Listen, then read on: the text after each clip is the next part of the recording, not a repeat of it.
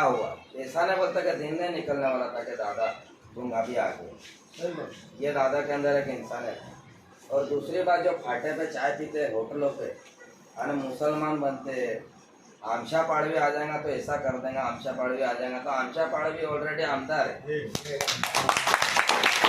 4 साल से आमदार का पद है। एक आध मुसलमान, या सब मुसलमान ही अपन सब मुसलमान भाई है, एक आध मुसलमान भाई बोलो कि दादा तुम 2.5 साल में आमदार बने, हमारा ये नुकसान करा दादा। तो इसके उसके बातों में मत जाना। जो बोल रहे ना वो रात को दादा को माथा टेकने जाते हैं। ये जो बोल रहे, जैसा कादा चाचा ने बोला, एक टाइम की नमाज नहीं पढ़ते आने बातें करते, पेट्रोल डालते, ऐसा हो जाएगा वैसा हो जाएगा। आने ऊपर के जो भाषण आ रहे उसमें मत जाओ।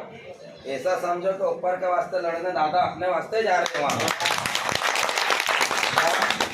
दादा के बारे से कोई मिसगाइड करेगा, हम हाथ जोड़ के विनती करते हैं। दादा का एक नंबर का बटन है धनुष्यवान का, उसको इतना घसो कि वो बटन ऊपर ही नहीं आवे, इतना घसो। और दादा को भी बता दो, दादा तुमने मुसलमान से अपेक्षा रखी ना, तो मुसलमान समाज हर किसी की अपेक्षा पूरी करता है।